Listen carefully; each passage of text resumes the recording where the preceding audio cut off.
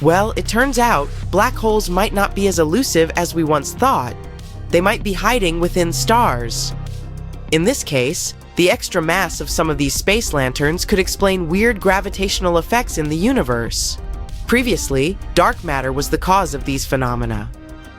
The black holes I'm talking about might be those itty-bitty ones that appeared at the dawn of time when the universe was just a baby, and they may still be lurking in the hearts of giant stars. A team of scientists say the idea might be quite plausible. Astronomers could detect such trapped black holes by the vibrations they produce on their stars' surfaces. And if there are many of them out there in the cosmos, they might function as the very dark matter that holds the universe together. Almost any black hole was once a massive star that collapsed in on itself and became incredibly dense. Black holes have immense gravitational pull. Even light can't escape their clutches. People often think that black holes work like vacuums, pulling space inside. But that's not the case. Black holes can only swallow stuff that is extremely close. Usually, space objects venturing into their event horizon. That's a black hole's point of no return. Once you cross this border, there's no escape. In 1971, renowned physicist Stephen Hawking suggested another origin of black holes. If we took the thick soup of particles that appeared moments after the Big Bang and the birth of the universe, we'd be bound to find some spots dense enough to collapse and create black holes. Such holes, which got the name of primordial black holes, could range in size from microscopic to gigantic. If they were pervasive and numerous enough, primordial black holes could act as dark matter, knitting the cosmos together with their enormous gravity. And dark matter is believed to make up 85% of all the matter in the universe. So what's the matter?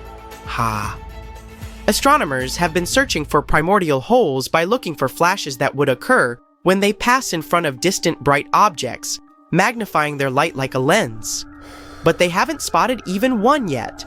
On the other hand, if a primordial black hole was tiny enough, with a mass like that of an asteroid and a diameter as minuscule as a hydrogen atom, the flashes wouldn't be bright enough to be detected by such surveys. Then, the team researching the phenomenon of primordial black holes decided to consider the consequences of a universe where dark matter was made entirely out of tiny black holes. They concluded that one of such teensy holes could be dashing through the solar system at any given time. Some might occasionally get trapped within gas clouds, giving birth to new stars, ending up in their centers. The next step of the researchers was to build a model of a black hole existing in the very core of a star where hydrogen atoms undergo fusion and produce light and heat. At first, they didn't see anything unusual. Even a super dense stellar core is mostly empty space, and it wouldn't be easy for a microscopic black hole to find matter to consume there. That's why its growth would be incredibly slow. It could take longer than the lifetime of the universe for this tiny hole to eat a star. But what if a larger hole, as massive as the dwarf planet Pluto or asteroid Ceres, appeared at the center of a star? Then, it would get bigger in a matter of a few 100 million years. The material would keep spiraling into the black hole, creating a disk that would heat up because of friction, emitting radiation. Once the black hole grew to the size of Earth, it would start emitting even more radiation, shining extremely brightly. It would also be churning up the star's core, and the star itself would turn into a black hole-powered rather than a fusion-powered object. Such entities were dubbed Hawking stars. To cool off, the exterior of a Hawking star would form a red giant. That's what our sun is likely to turn into as it gets older. But a red giant star with a primordial black hole at its center would be cooler than the star that has reached this stage through regular means. Such stars are known as red stragglers. To find out whether they indeed host a black hole, astronomers might need to tune in to the frequencies at which stars vibrate. Since a Hawking star would mostly affect the interior of the star rather than its topmost layers, the star would thrum with a certain combination of frequencies. The waves created in the process could be detected in the way the star's light would pulse and throb. So, all scientists need to do now is to study the already known red stragglers and figure out whether any of them show the characteristic vibrations of a black hole. Should we worry about the sun? Since our star hasn't reached its red giant stage yet, we can't know whether it'll turn into a cool red straggler. What we know, though, is that our star might contain those tiny black holes that formed in the Big Bang. But now, we have no means to check whether they're indeed there. Currently, our star is around the midpoint of its existence. Middle age, it creates energy non-stop by fusing hydrogen atoms within its core. Once it runs out of hydrogen in its core, it will enter its red giant phase and begin to collapse. It will happen in about 5 billion years, don't hold your breath, and the phase itself will last for 1 billion years or so before our star depletes its fusible materials and loses its outer layers. It will leave behind a tiny white dwarf star half as massive as the Sun and around the size of our planet. In some cases, when the gravitational collapse of a star's core is complete, the stellar remnants turn into a black hole. But that's not the fate awaiting our Sun. You see, our star just doesn't have what it takes to become a black hole. It's not heavy enough. There are a few conditions that can affect whether a star can turn into a black hole, including its composition, rotation, and the processes that lead to its evolution. But the main requirement is still the right mass. Stars with 20 to 25 times the mass of the Sun can potentially experience the gravitational collapse needed to form black holes. In other words, the Sun is simply too small to form a black hole. But what would happen to us if it did? You might assume that if the Sun turned into a black hole, our planet would be doomed to be pulled into it. But do you remember the basics? Black holes aren't giant space vacuum cleaners, just sitting there and waiting for a new planet or star to get their hands on. Mwah! But black holes don't have enough gravitational force beyond that, created by their incredible mass. And if the Sun were to turn into a black hole, which will not happen, this hole would still have the same mass as our former star. And Earth's orbit around this newly formed black hole wouldn't change. But all other things would change dramatically. The Sun, which is currently around 695,036 kilometers in radius, would shrink to a mere 3 kilometers in radius. But you wouldn't be concerned with the absence of the bright yellow sphere in the sky, since you'd have many more pressing issues on your hands. Our planet's main heat source would be gone, leaving us frozen in the dark. Without this source of energy, photosynthesis would immediately stop, disrupting entire food chains. Eventually, all life on Earth would be extinguished. But rest assured, our hard, barren rock of a planet would continue in its orbit. Oh well. The James Webb Space Telescope is an absolutely stunning piece of equipment, which is around 100 times more powerful than the Hubble Space Telescope. And the latter has managed to observe places that are around 13 billion light years away. But recently, James Webb has outdone itself. It spotted something it wasn't supposed to see. Astronomers using the telescope have detected a supermassive black hole from when our universe was less than 600 million years old. Just a baby. This discovery is the most distant, actively feeding supermassive black ever observed. It's located at the heart of its host galaxy, designated Sears 1019. The black hole is also one of the smallest and least massive ones found in the early universe. It's equal to approximately 9 million suns. It might seem like a lot, but in reality, supermassive black holes often grow to billions of times the mass of our star. But what is so unusual about this find, and why are scientists having a hard time trying to explain it?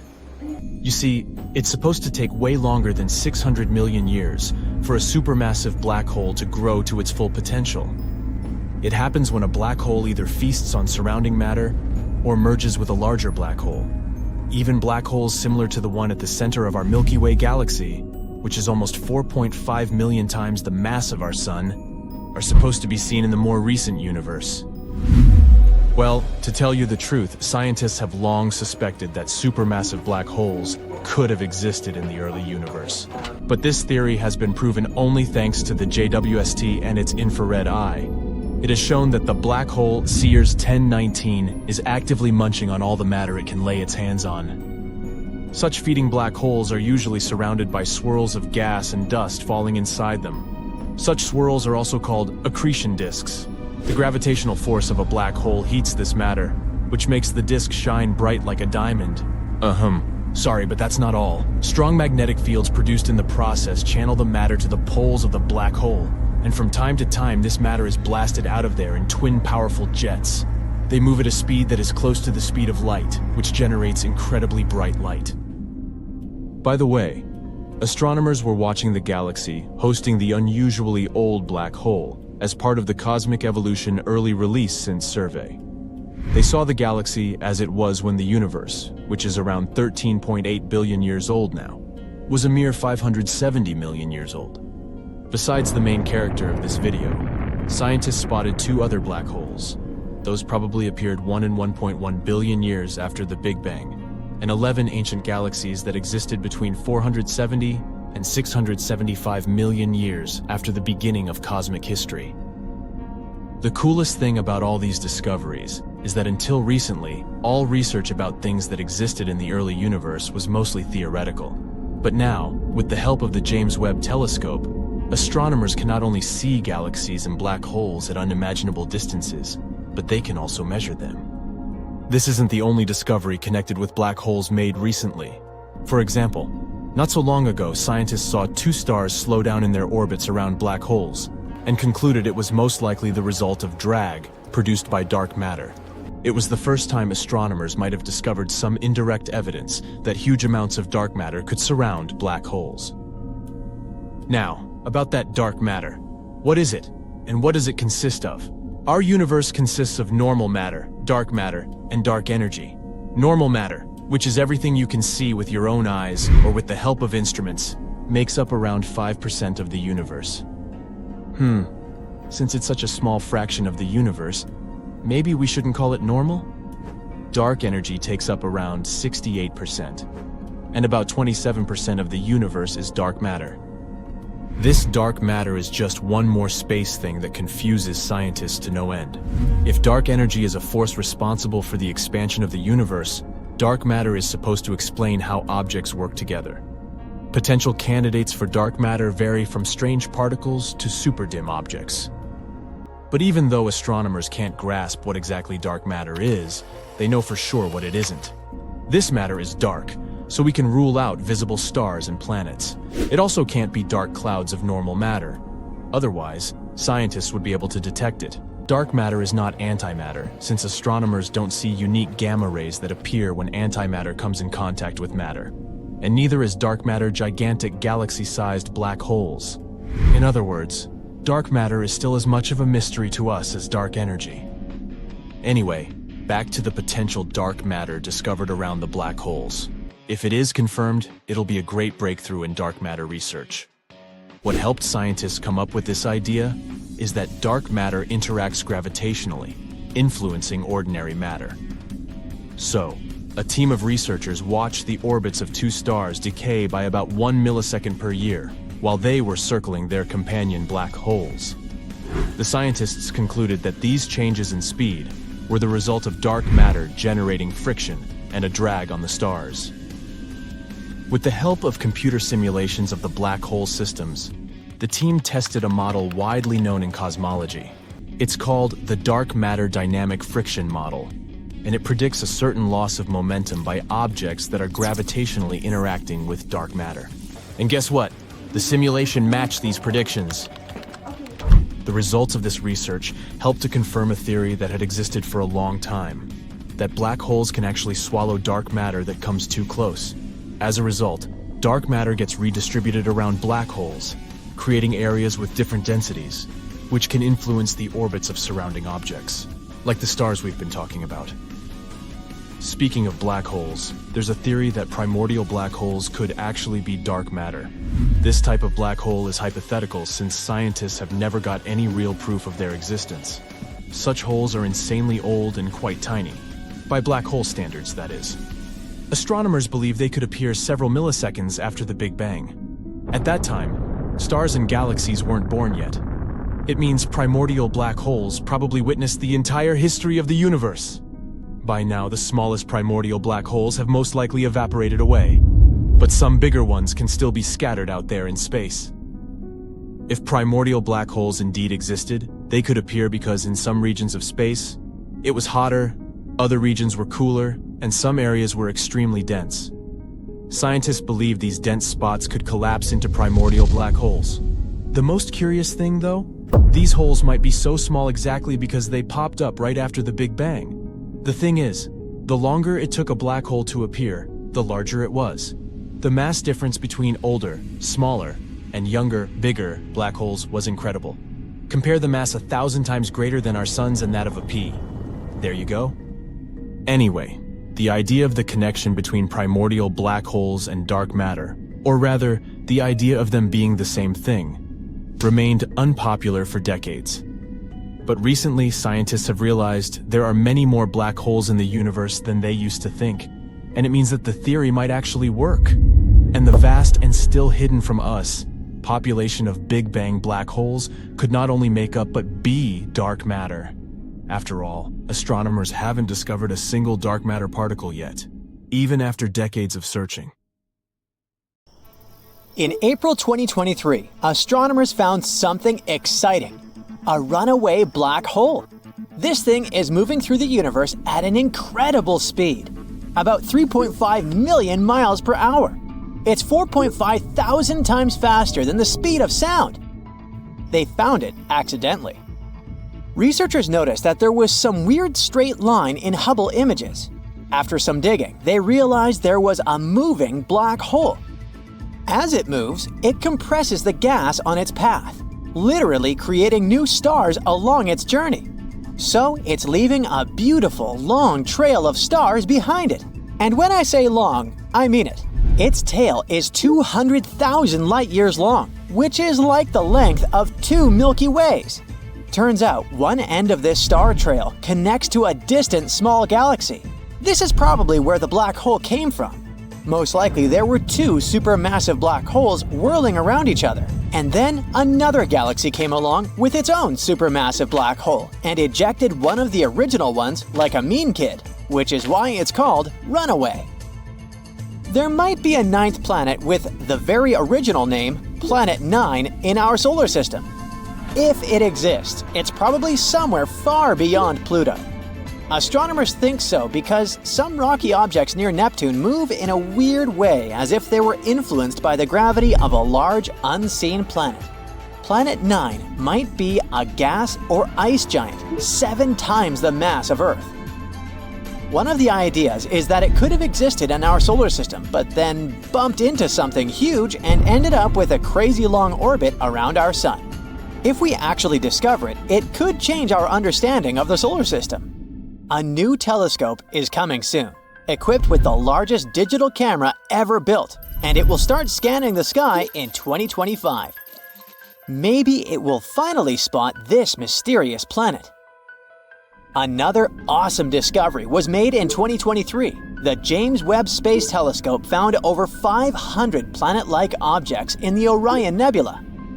Some of them are roughly the mass of Jupiter, so they're literally called Jupiter mass binary objects, or jumbos. They just float out there with no stars, and they're not really stars or planets themselves.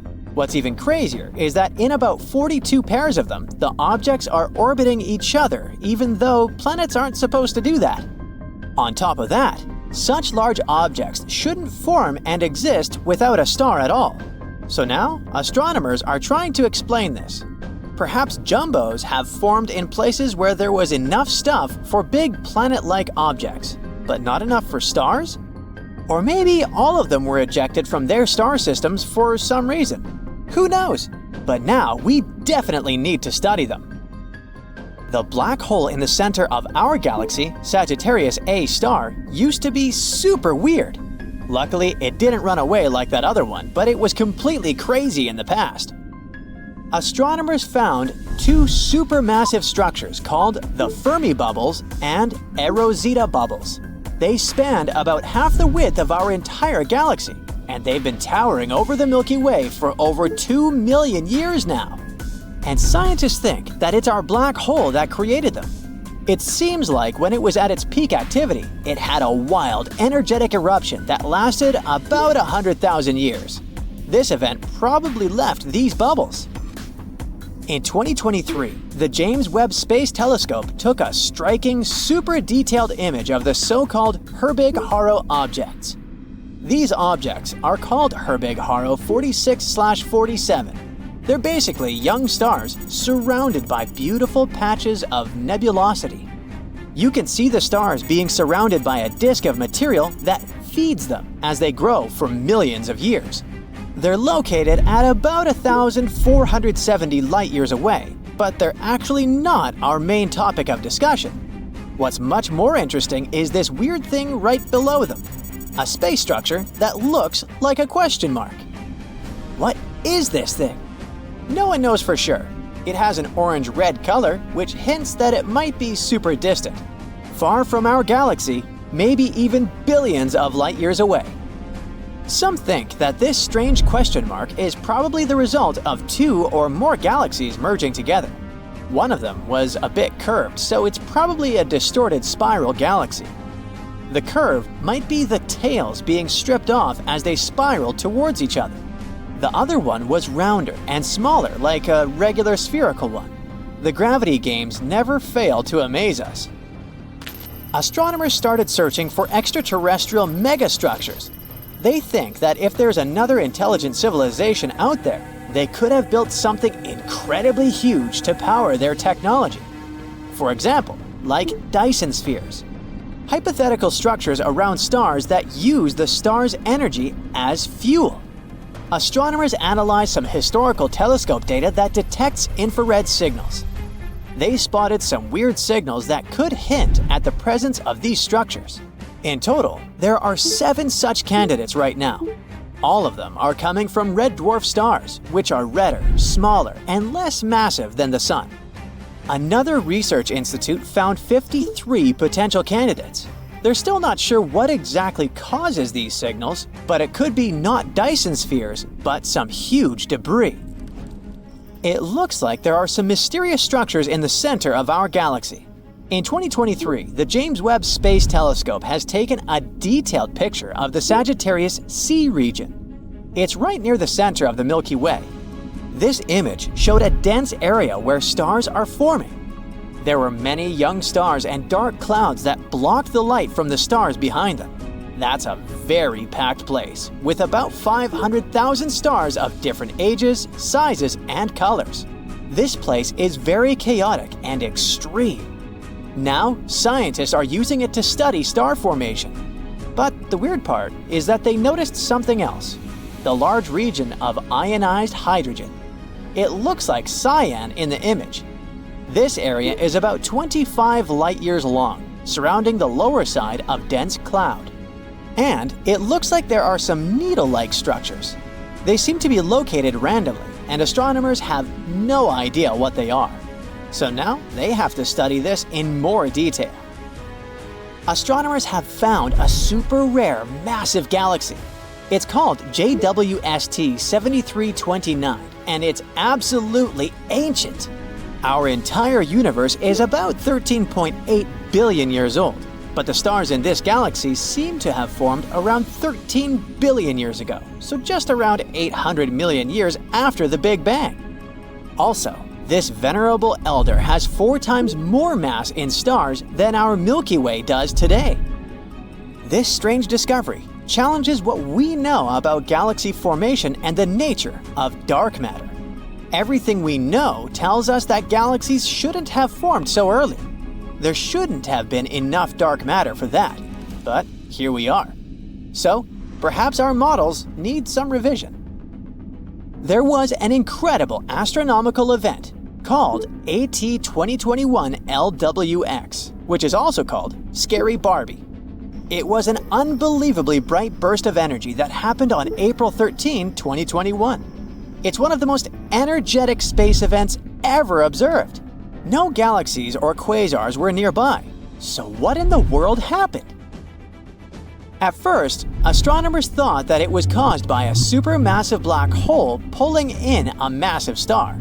But after some studying, they think it's probably because a giant black hole had some crazy dinner. It probably ate a large amount of gas, possibly a giant molecular cloud. The titanic black hole in question is between 100 million and a billion times the mass of the Sun. This is one of the most massive known and active black holes. Astronomers found the oldest strand of the cosmic web ever seen. The cosmic web is what we call a huge structure of the universe that's made of interconnected filaments of galaxies and dark matter. They're like a framework for galaxies and other structures, playing a crucial role in their formation. The filament we're talking about is made up of 10 closely packed galaxies. It's unimaginably huge, stretching over 3 million light-years. And it looks like the newly discovered strand is very ancient. It occurred only 830 million years after the Big Bang. It's probably anchored by a luminous quasar. This discovery makes us question how exactly galaxies are formed and what exactly happened to our universe after the Big Bang. The Earth might be on the verge of a huge change. Scientists have discovered that every 200 million years, comets start raining down on our planet. This comet shower changes how the Earth looks, reshapes the continents, and increases geological activity everywhere. We are in the 20th cycle, which means new transformations are coming soon. Why does Earth have active plate tectonics and continents, unlike any other planet? To learn the truth, geologists decided to check out zircon crystals. We often find these tiny crystals in rock. They're very tough and can survive crazy geological processes that could destroy most other minerals. But they're cool because we can use them to learn how old their rocks are. These crystals have some uranium in them, and it decays into lead over time. By measuring how much uranium decayed in a crystal and how much is left, you can figure out the age of a mineral. So, we can use this trick to learn a lot about the Earth's crust and history. Recently, geologists checked out zircon crystals from 2 of the Earth's oldest continents and regions, the North American Craton in Greenland and the Pilbara Craton in Western Australia. It turned out that rocks from these continents could tell us what happened to our planet during the Archean Eon, from 2.8 to 3.8 billion years ago. It was a crazy era for our planet, back when magma, rich in elements we've never seen before, pierced the surface and broke out for the first time. This event changed what the land looked like forever. And when scientists studied them, they noticed something else. It looks like there's a cycle where every 200 million years, the Earth starts forming new continental crust for some reason. When they explored this further, they suddenly realized that this might be because of our galaxy. Our solar system is located in the Milky Way galaxy, right here in the Orion Arm. An arm is a place that has tons of stars, gas, and dust. There are many of them in the Milky Way, bigger and smaller ones, and they extend and wind outward, making galaxies look like spirals. We're located in a minor arm, about 27,000 light-years away from the heart of the Milky Way, a horrifying black hole called Sagittarius A star. But our solar system doesn't just stay in one place. It moves at a breakneck speed of 150 miles per second. That's like crossing the Earth 22 times in an hour. Just like planets move around the Sun, the solar system rotates around the center of our galaxy. This orbital period is called one galactic year. Objects that are closer to Sagittarius A star move faster. You know, your typical inner lane advantage. But large arms, the ones that are further away from us, are much slower. They move at a speed of about 130 miles per second. That's just some 19 runs around the equator in an hour. Because of this difference, the solar system moves kinda in and out of the galaxy's spiral arms. This is like when fans make a wave in a stadium. This leaves a mark on both the solar system and our planet. There is a vast, distant region around our solar system called the Oort cloud. It's about 4.6 trillion miles away from the Sun, like traveling to the Sun and back 50,000 times. Now, the Oort cloud is filled with comets. You might not know this, but they're way more dangerous to us than regular asteroids. Asteroids come in different sizes and are usually just rocks with some metals. They don't have a glowing gas around them. They just vibe around the Sun in their main asteroid belt, somewhere between Mars and Jupiter. And if the almighty Jupiter with its crazy gravity doesn't stop them, sometimes they come down on us, causing some havoc here and there. But a comet is a small object made mostly of ice and rock. When it gets close to the Sun, it heats up and releases dust and gas. This forms a glowing cloud around it called a coma. This is what we see as a tail as the comet moves, and their consequences are much more extreme. When we complete one galactic year, the icy objects from the Oort cloud are pushed towards all our planets. And when we enter the big spiral arms of our galaxy, the rainstorm begins. Comets are much faster than asteroids. When they hit Earth, they leave huge impacts and leave giant craters. The energy from these impacts can melt huge parts of Earth's crust and mantle. The molten rock then rises to the surface, floating there. As it cools, it solidifies and forms a new crust. Over time, these small pieces of crust can merge and grow larger as more solidified magma attaches to them. Eventually, all this forms big continents. So, once in a galactic year, when comets start hitting Earth more often, they really change the Earth's structure and help create new land masses. Another proof of this is spheroidal beds.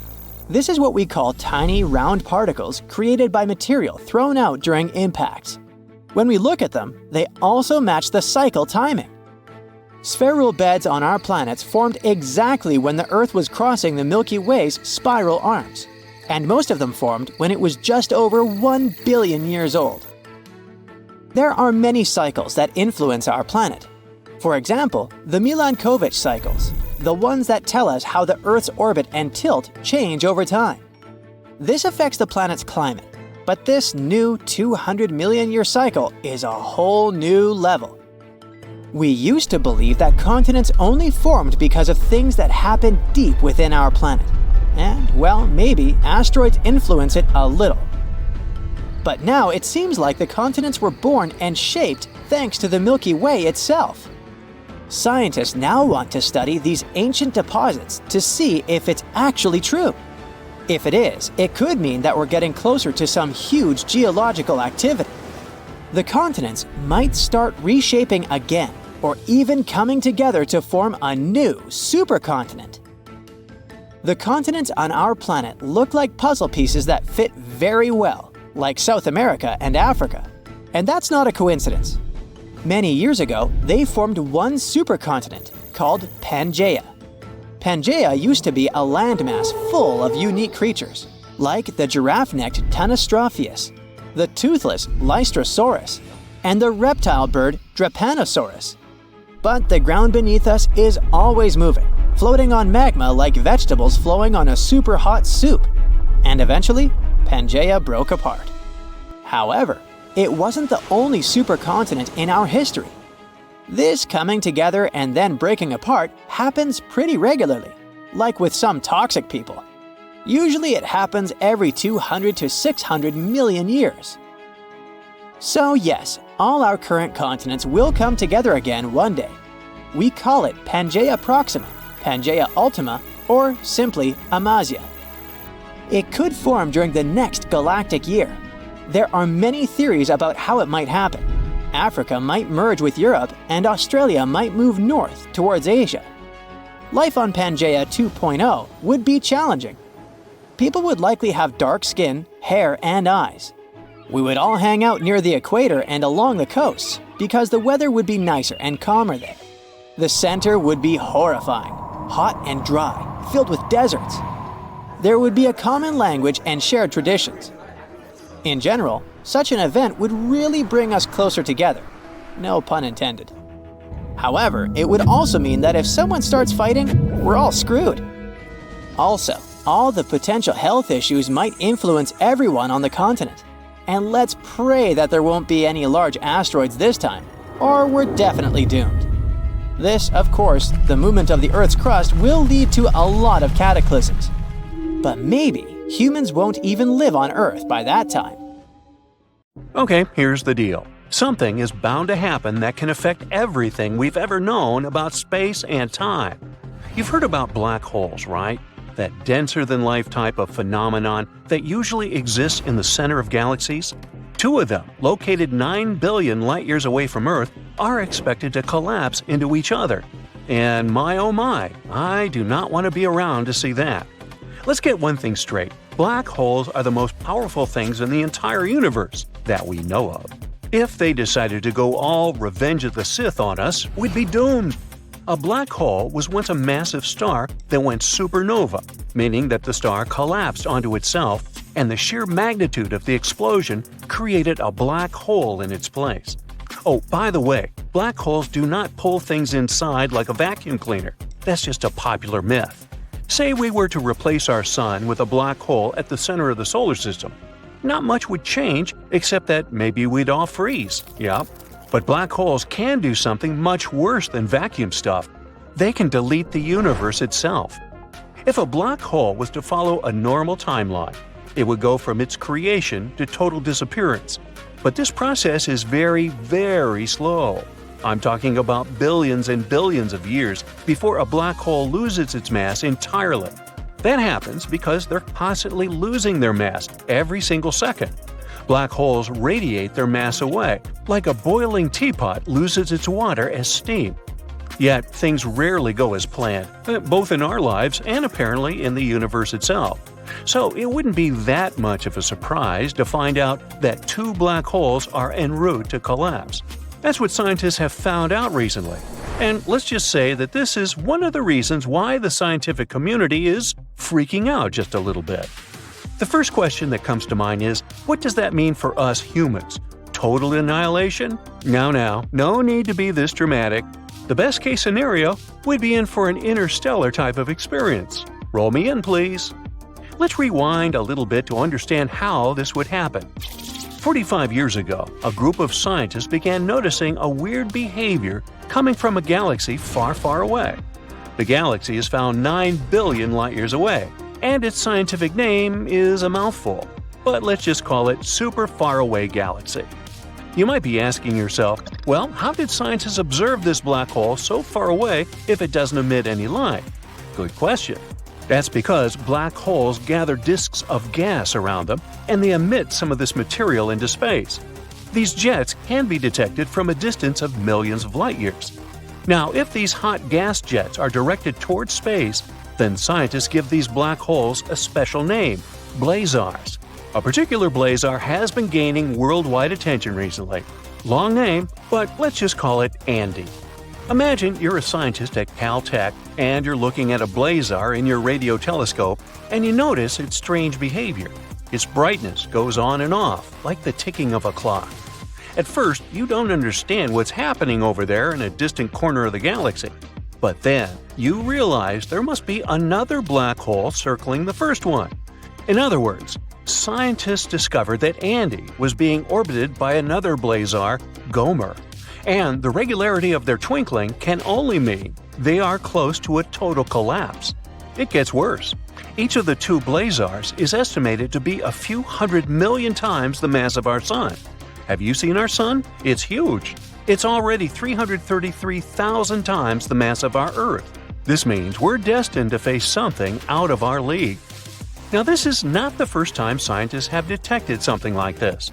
In September 2015, the LIGO Observatory detected a collision of two black holes.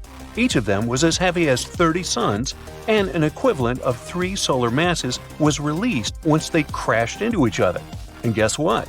This gravitational wave passed through Earth at the speed of light. But we really weren't affected by it. Maybe you were sleeping and felt something weird in the air, but nothing significant happened to us as a species or to our planet. But that's because the blast was weak. The thing is, the expected collision between Andy and Gomer will send unprecedented gravitational waves throughout galaxies, and they will reach the solar system. But what is this shock wave actually capable of doing? Well, it could stop our Sun from releasing gas for a few minutes, which means it would stop heating the solar system. So, let's say you were going about your summer day, and out of the blue, the atmosphere froze for a few seconds. Doesn't sound too nice, huh? But that's actually a better possibility than the next one. In one of the worst-case scenarios, a blast from the collision between Andy and Gomer could break bonds between atoms and make everything disintegrate. You, me, your cat, we'd all turn into flying particles floating in the vacuum of space. This may sound scary, but scientists say that an atom is made out of 99% empty space. This means that everyone on this Earth, all 8 billion of us, and everything that exists, planets, objects, animals, are all made up of 99% empty space.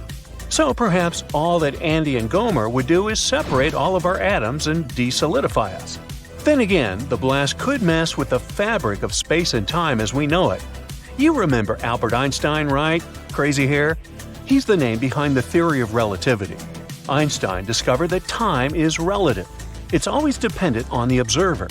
This would mean that time is not the same throughout the cosmos. Why though? Well, because Einstein's theory of relativity is also a theory of gravity. Einstein discovered that gravity is the effect that objects have on the fabric of space-time. Every object that has a mass, including you, me, your cat, and our planet, creates a warp or a distortion in the fabric of space-time that causes it to bend. The bigger the mass, the bigger the gravitational force, and the bigger the distortion on the fabric. It may sound complicated, but hey, this is what creates different perceptions of space and time throughout the cosmos. This is why you'll age differently on Earth and on Jupiter. This is why time passes completely different for astronauts on long missions and for people that remain on Earth. And this is why a collision of two mega blazars could mess with our perceptions of space and time due to the sheer force of its gravitational shockwaves. Got it? Not to mention that black holes are already a huge warp in the fabric of space-time. You remember that Interstellar scene, right? Where the lead character bends the space-time continuum through a black hole? Now, don't try this at home though. As far as we know, anyone who chooses to go inside a black hole has no guarantee of making it home again. Scientists say that this blazar explosion will happen in approximately 10,000 years. But wait a minute. If this blazar lies 9 billion light-years away from Earth, it means that these two black holes should have already collided long before our solar system and home planet were born. You see, the solar system was born around just 4 billion years ago. And since it takes us 9 billion light-years to receive the light emitted from the blazars in the first place, this means that the collapse of the two blazars already took place, and it'll reach Earth 10,000 years from now. This means the shockwaves are already making their way through the galaxies at this very moment. But still, it's not something even your great-great-great-great-great-great-grandchildren will be around to see. Ever wondered what it would be like to hear the sound of a black hole? NASA's got you covered. Here is a screaming black hole. Screaming in space? I thought in space no one can hear you scream. Well, let me explain. Using a telescope, NASA examined the movements of hot gas in a cluster of galaxies in 2002. Then they converted what they found into a sonification. The sound, how can I put it politely, wasn't appealing, but that's okay. After all, you're able to hear the noise hot gas produces in a cluster of galaxies 250 million light-years away. Hey, how would you like to hear the sound gas produces right here on Earth? Never mind. Sound waves already existed over there in the gas cluster, so experts just rescaled them to the range of human hearing. This is how they converted the input coming from the telescope. The principle is universal. In our atmosphere, we can hear stuff because pressure waves move through a medium like liquid or gas. Sound waves in these galaxies can also move because they're surrounded by gas. What does it have to do with black holes? Well, the thing triggering those pressure waves in the cluster is a giant black hole. To be more precise, it's a supermassive black hole that weighs millions of times more than the Sun. Wow. Experts still don't fully understand the relationship between supermassive black holes and the clusters surrounding them. They only know that these two evolve together. They're interrelated. The cluster feeds the black hole with new material and so on. And in return, the black hole heats the cluster. That's all we know. Now, this made me wonder how large the biggest black holes are. There are 4 types of black holes: stellar, intermediate, supermassive, and miniature. Naturally, the biggest ones fall into the category of supermassive. The largest black hole in the universe we've discovered so far is about 66 billion times larger than the Sun. It's one of the brightest objects in the universe. Astronomers keep scanning space and finding new black holes. But have you wondered when the first black hole was spotted? It was discovered by different researchers independently in 1971. Scientists first confirmed that these objects were formed from the remnants of massive stars. After a black hole appeared, it then consumed all the nearby objects. Here is a quick recap of how these space objects work. Their gravitational force is super strong. Nothing can escape a black hole after crossing the event horizon. Black holes eat everything, hey, just like me. I mean, even light gets trapped inside them.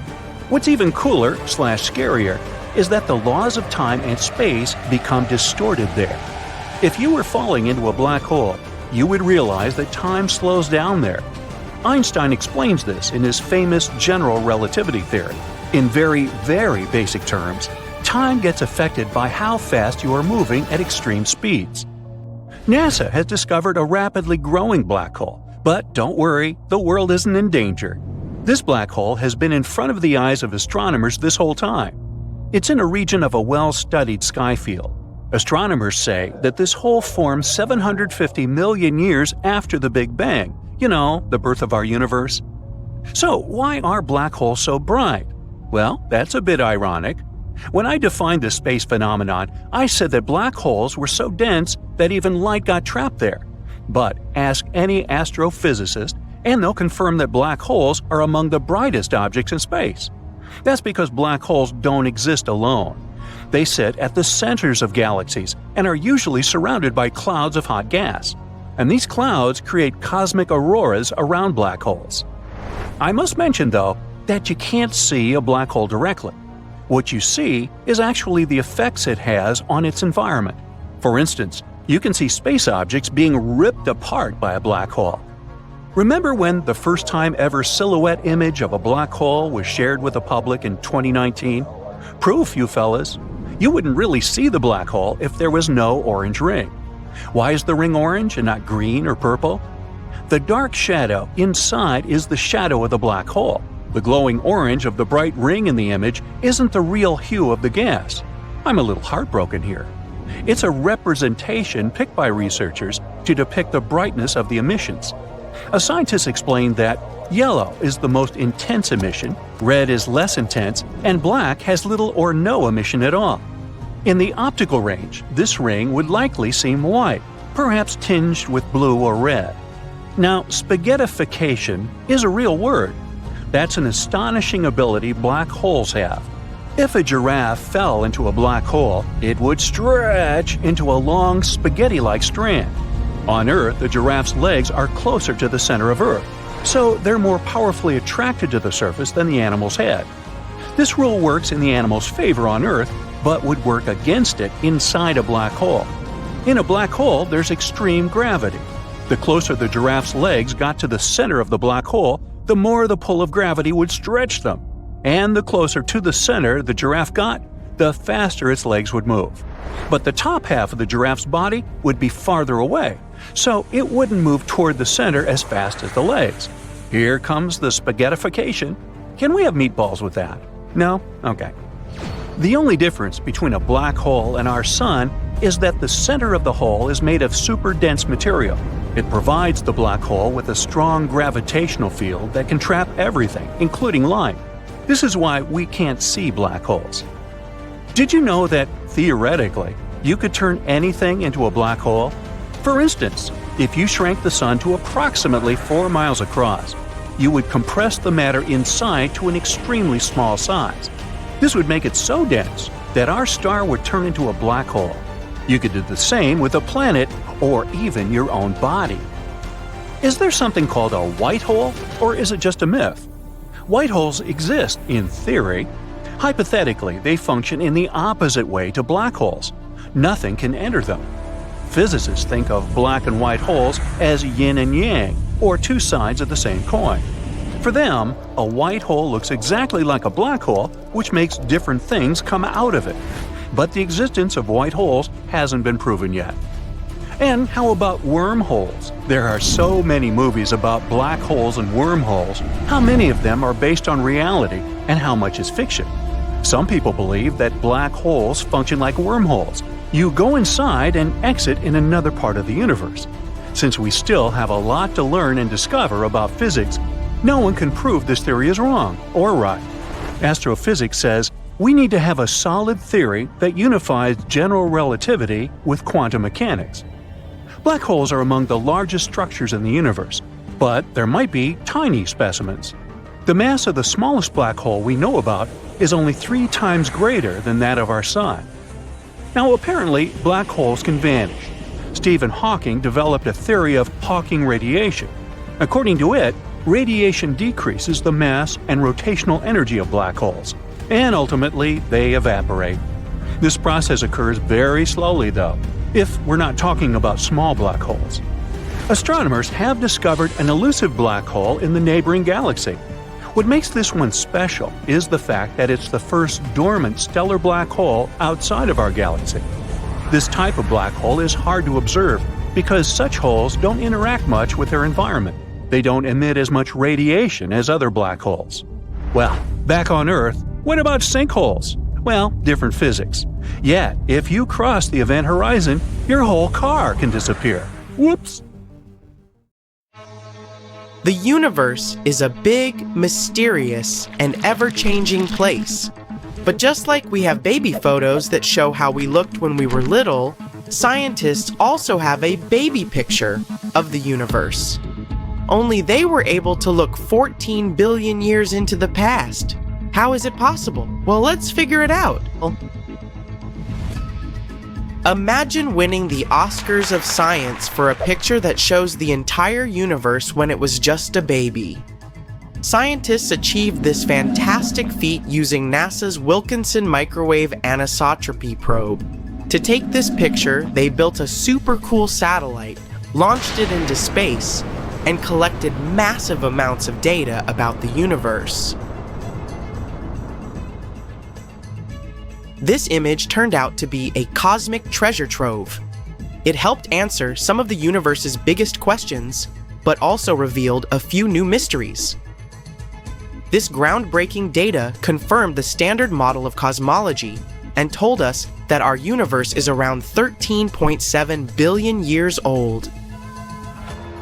Plus, it showed us that the elements in our regular periodic table make up only a tiny fraction of the universe's recipe. To be honest, this is not quite a photo in the usual sense. Of course, we cannot actually photograph what happened so long ago. The picture we're talking about is called the Cosmic Microwave Background, or CMB for short. Now, the CMB is like a faint glowing light that fills up the entire universe in every direction. These clues that can help us understand how the universe evolved into what it is today. CMB is a super cool glow that fills up the entire universe. You see, when you look through a regular telescope, the space between stars and galaxies seems pretty dark. But with an amazing radio telescope, we can actually detect that this empty dark space is filled with a super faint and even glow.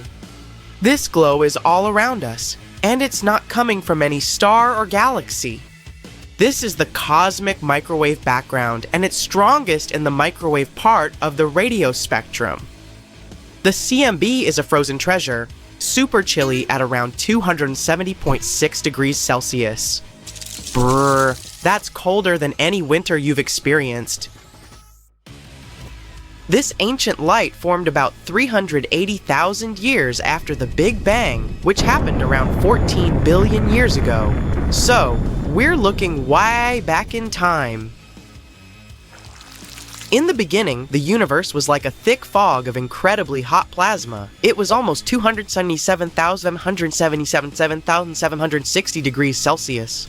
It was so hot that atoms couldn't even exist yet, only wild electrons and protons bouncing around like crazy.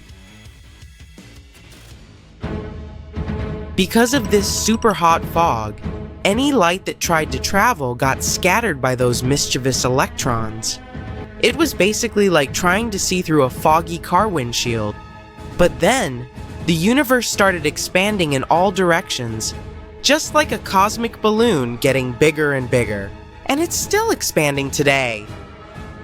As the universe did that, it began to cool down. When it turned 380,000 years old, it finally cooled enough for electrons and protons to come together. These tiny particles started to combine, forming mostly hydrogen atoms. When that happened, the universe finally became transparent, like a clear window. The moment of this magical transition is called the recombination epoch. Once the foggy era ended, the light could travel freely. The universe became like a vast playground for light to bounce around and explore. And as you know, light has a certain speed, 300,000 kilometers per second, to be specific, and it takes some time for light from distant places to reach us. So in other words, the CMB is the oldest light in the universe. It's like a capture from a moment when the universe just started to become clear and transparent. As this light traveled through space, it went through all sorts of adventures, like the formation of stars and galaxies. Along the way, it lost some energy and transformed into microwaves, which our eyes can't see, and that can be detected only with special tools. Also, there are some tricky things that can mess with the data. For example, galaxy clusters. These are big groups of galaxies hanging out together in space. When the ancient light from the CMB travels across the universe, it encounters these groups.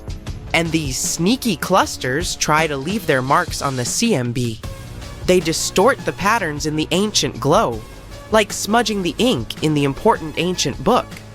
That's why scientists have to invent techniques and supercomputers to help clean up this mess and decode everything properly. Due to all this, the CMB isn't perfectly smooth. It has a few little bumps and patterns. These weird patterns make it unique, kind of like the universe's fingerprint. Scientists have been using amazing tools like the Cosmic Background Explorer and Wilkinson Microwave Anisotropy Probe to study these patterns. The COBE, our cosmic camera, took the first ever map of the sky in microwaves from 1989 to 1993. Why do we study it? Well, because the CMB can help us learn so much about the early universe, stuff like how it expanded, how much normal matter and mysterious dark matter it had, and even the overall shape of the universe, and much more. We're basically playing detective with the cosmos, trying to decode the mysteries of our world by little clues and prints. What are the results? Well, awesome tools like the Wilkinson Microwave Anisotropy Probe helped us to learn more incredible facts. For example, we found out that we can actually only see 5% of the universe. Imagine the universe as a cosmic pie. Scientists learned that 68% of it is made up of something called dark energy, and 27% is dark matter. Only a tiny 5% is made of normal matter, the one that we, humans, can see. So most of the universe is like this hidden realm we can't even imagine. We also found out what happened in the beginning of times. Picture the universe right after the Big Bang. It was so tiny, way smaller than a proton. Everything we see today was crammed into this itsy-bitsy space. The rules of quantum mechanics, which let weird and wild things happen, were in full swing back then. Matter and energy were like playful adventurers, borrowing from the future and disappearing into nothingness. Then seismic inflation happened, and the universe suddenly expanded like popcorn on a cosmic scale. It became a trillion times bigger than it was, creating waves of gravitational chaos everywhere. Some gravitational waves filled the baby universe like a sea, and their patterns left unique fingerprints on the CMB light. And all that learned thanks to the pictures of the CMB. Anyway, NASA has this awesome plan to study the universe's baby picture. They're going to use a really cool observatory called Piper, which stands for Primordial Inflation Polarization Explorer. Imagine Piper as a special space balloon that's going to fly up high in the sky from a place called Fort Sumner in New Mexico. It has two powerful telescopes that sit in a hot tub-sized container filled with liquid helium. This liquid helium is super cold at around 269 degrees Celsius. But Piper loves the chill because it's extremely sensitive. What is its mission? To learn all about the early days of the universe, right from its first baby picture. When Piper is up there, it's going to look very carefully at the CMB, trying to find some hidden patterns that hold the secrets of how the universe grew and changed over time. This spy with a magnifying glass will be examining 85% of the sky. Piper's launch is scheduled for late September. You can even watch the exciting balloon filling action live on the Columbia Scientific Balloon Facility website. It's going to be out of this world fun. So, the cosmic microwave background is like a time-traveling storyteller, giving us valuable clues about the universe's incredible past. Isn't that awesome?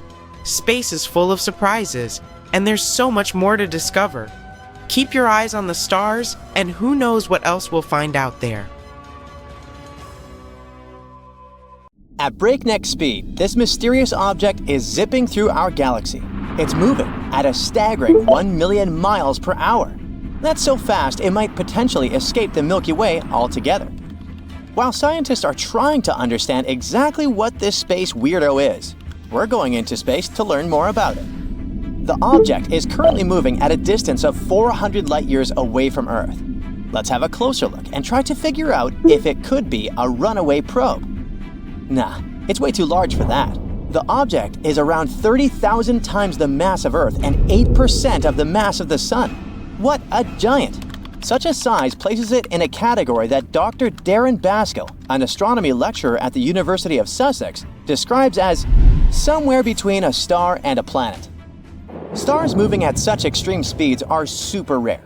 Only 1 or 2 out of every 1,000 local stars travel so incredibly fast. So, if one day you found a star moving as rapidly as our cosmic enigma, you'd see it leave our home Milky Way galaxy in just a few tens of millions of years. In terms of space and cosmic distances, it's a blink of an eye period of time. After all, such stars can live for tens of billions of years.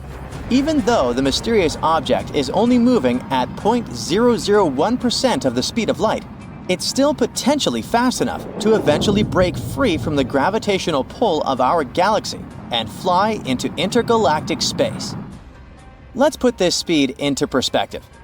J1249 is traveling 2.6 times faster than the fastest space probe ever launched. I'm talking about the Parker Solar Probe. The Parker probe reached this speed in June 2024 while looping around the Sun. J1249 was discovered by citizen scientists volunteering for NASA's Backyard Worlds Planet 9 project. These volunteers sift through online images taken by NASA's Wide Field Infrared Explorer and NEOWISE missions. They're looking for anything interesting. 3 of those volunteers spotted a faint, fast-moving object as it moved across WISE images. When they realized what they were looking at, they were incredibly excited, but thought someone had already reported the space object. But surprisingly, that wasn't the case. At the moment, most scientists believe that CWISE J1249 could either be a low-mass star or a brown dwarf. That's a type of star that is larger than a planet but too small to support nuclear fusion in its core, like our Sun does. In other words, such stars don't have enough mass, and their cores can't burn their star fuel, radiating starlight. That's why brown dwarfs, often referred to as failed stars, are smaller and cooler than the Sun.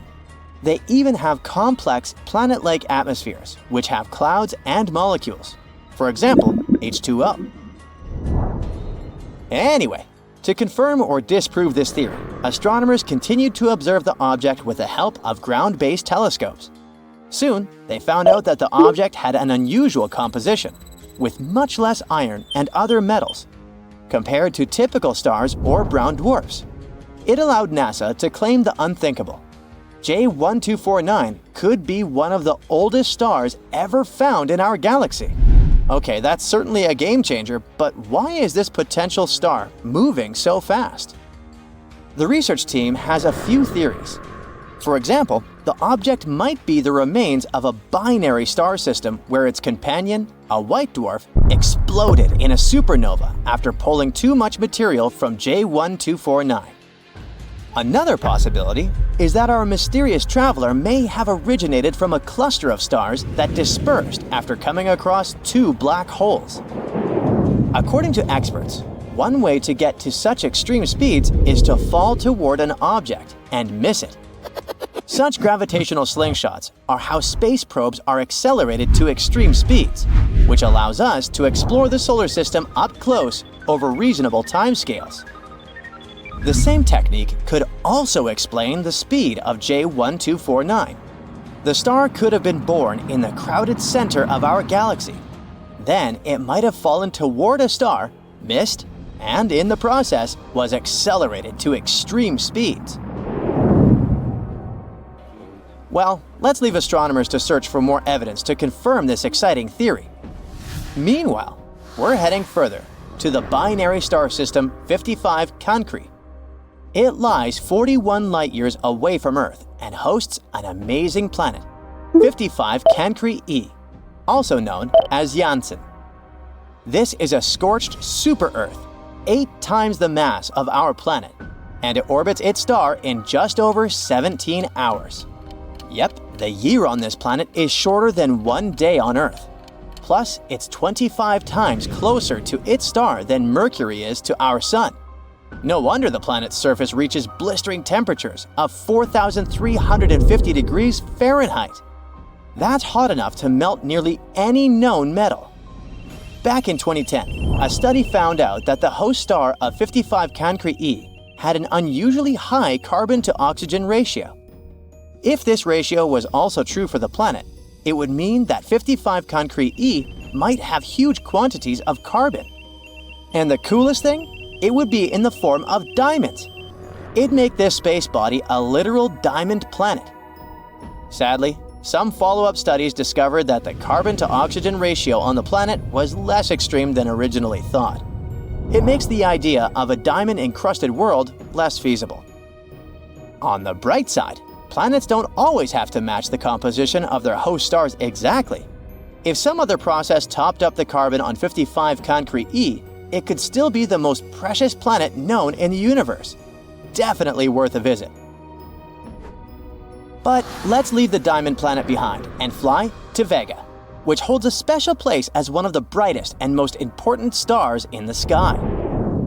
The brightest of other stars is measured against the brightness of Vega on a special magnitude scale, where Vega's magnitude is 0. A star with a magnitude of 1 is 2.5 times dimmer than Vega, and a star with a magnitude of -1 is 2.5 times brighter. Vega is also a pole star, although not at the moment. Right now, Earth's axis points toward Polaris, the North Star, but Earth's axial tilt draws a circle over 26,000 years, and Vega will again be the pole star in about 12,000 years. Just you wait. But the coolest thing about Vega, which sets it aside from other stars, is that it's not shaped like a perfect sphere. Unlike the Sun, which rotates slowly and is almost spherical, Vega spins very fast, completing one rotation in just 12.5 hours. And it causes it to bulge at the equator, taking on an egg-shaped appearance. And now, get ready for the most dangerous encounter of them all. But first, I must warn you. Even though space is unimaginably vast, it's populated extremely sparsely. The universe's average density is equivalent to 6 protons in 35 cubic feet. But some areas, known as voids or supervoids, contain even less matter. These regions are enormous and can span 30 to 300 million light-years, and there's almost nothing there. There are also places in the universe where time and space are distorted in ways that challenge our human comprehension, like binary black hole systems, where two massive black holes dance around each other before eventually merging. As they spiral closer, they release immense gravitational waves that ripple across space-time. The first detection of such waves was made by the Laser Interferometer Gravitational Wave Observatory in 2015, when it recorded the final collision of a black hole pair. In the final 20 milliseconds before the merger, the black holes released more gravitational energy than the total energy emitted by all the stars in the observable universe during the same period. But that's not all the universe has to offer. Once you start exploring, you can come across exoplanets like Corot 7b, where rock clouds form and send pebbles raining from the skies, or Kelt 9b, the hottest known planet with surface temperatures reaching 7,800 degrees Fahrenheit, or Tres 2b, the darkest planet ever discovered. It absorbs over 99% of the light it receives, making it blacker than coal. So, as you can see, in the vast, almost incomprehensible scale of the cosmos, mysterious, fast-moving objects, strange planets, and immense voids serve